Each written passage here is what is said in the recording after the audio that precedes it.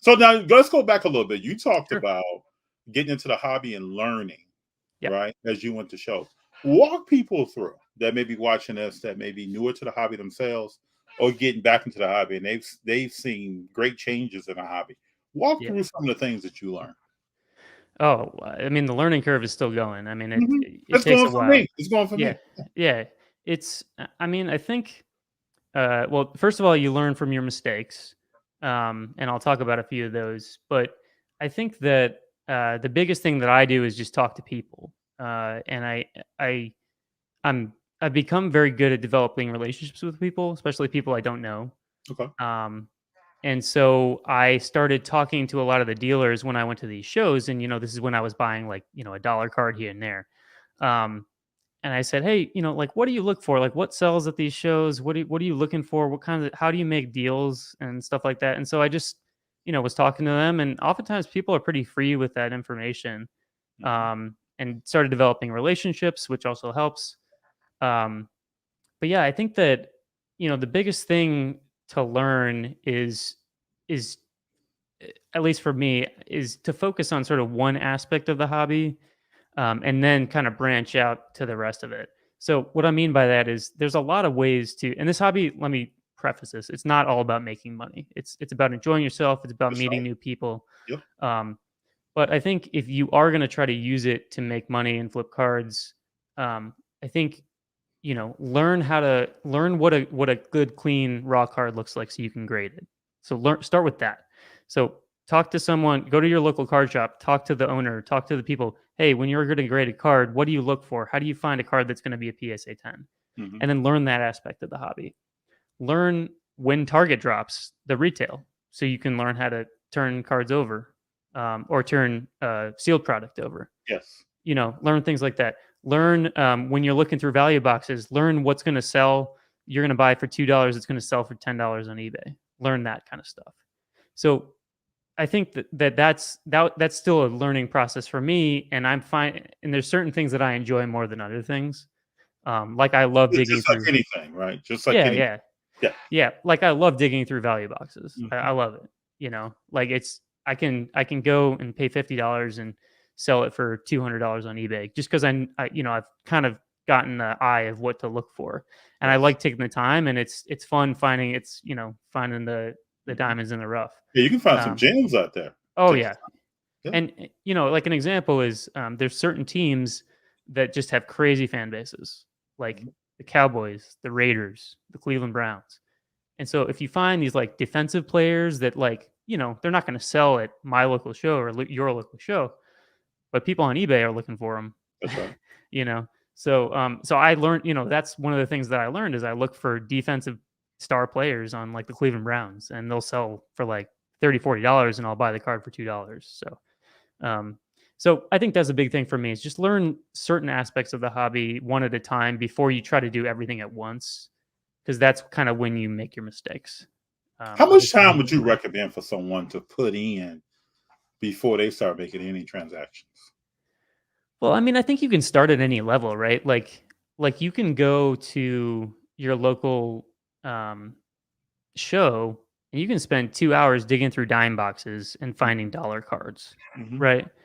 So if you could say you want to bring $5, I'd say probably most people could drop $5 on cards and try to turn it into 10. Yep. So I don't think there's really any um, barrier to entry in terms of that. Okay. I would say before you start buying cards for any significant money, and I'm not like some of these guys. I don't go buy, you know, 5,000, 10,000, Mhm. $20,000 cards. Like it's not in my wheelhouse. Um, but for me, like $300-$400 is a lot of money, That's and so significant. Yeah. yeah, and for most people, it's. I mean, I'm stable and everything is it's not like it's a huge thing for me, but it's definitely like a decision I'll think about That's right. before I give That's someone right. $300. So before you start buying into these really high end cards, make sure you know what you're getting into. And I think that was one of my big mistakes early on is a lot of the things I heard from like the big influencers and big YouTube is you got to trade up, right? You got to trade up and get bigger and bigger cards. Well, if you're trying to make money, that's not always the best thing to do. And so just learning when that's the correct thing to do and when it's not the correct thing to Mhm. do. And making sure you're comfortable with those decisions before you make them. I enjoy watching your videos because you give a perspective of patience. You're working deals, and you work other deals, but you're working deals that you got to have your patience hat on. If you can see a $5 car become a $15-$20 sale, that's a totally different perspective than a lot of either content or the message that people talk about. Yeah. Very patient. And I think that the other thing, if I had to give any advice, is only spend money on something you like. I mean, Speak on that. Yeah. yeah, and the reason why is for me it's a mindset thing. Like I've bought cards before that I was totally uncomfortable buying because it seemed like a good deal to me, Like for example, and this wasn't I got a really good deal. I bought 3 vintage cards Okay. about 2 months ago. I know nothing about vintage. It's Okay. just he was a friend. He's like, "Hey, I got these cards. I just want some cash to, I'll give you a really good deal on it." And he did give me a good deal. I wanted to get rid of those cards so fast because I was so uncomfortable having them. What'd you pick up? It was a 58 tops Mantle, Hmm. uh, or sorry, the All Star Mantle. Yeah. You know what I'm talking about? The one with like Yeah. the red or Yep. the white dots or whatever. Yep. It was a Roberto Clemente of some kind. I don't remember what year, Okay. but I was just so uncomfortable with Were that. these graded raw? No, What they were were? raw. They were raw. So Okay. my original plan, and actually the guy who sold them to me, he's like, you should definitely just grade these and like you'll do really well on them. But I was so uncomfortable with having them that I just wanted to get rid of them as soon as possible. Okay. And so that to me was a big lesson in like only buy things that you like because if it turns into no value, you will still be satisfied and able to enjoy what you have.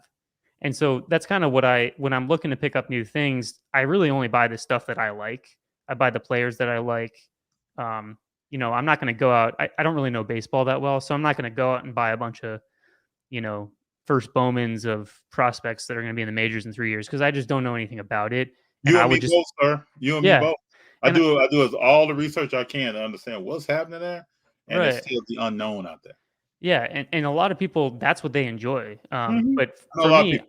Yep. just because someone tells me that this player is going to be good, my mindset's going to be different with that card than it's going to be if I buy, a 2008 Kobe refractor. Like that I know about. That I'm happy to hold on to. That is a sport that I like. It's a player that I like. And so for me, it's just a mindset thing. It's like if I buy cards that I don't like, I just want to get rid of them as fast as possible. And that's not necessarily speaking of what you were talking about earlier. That doesn't contribute to the patience aspect Yeah. of it.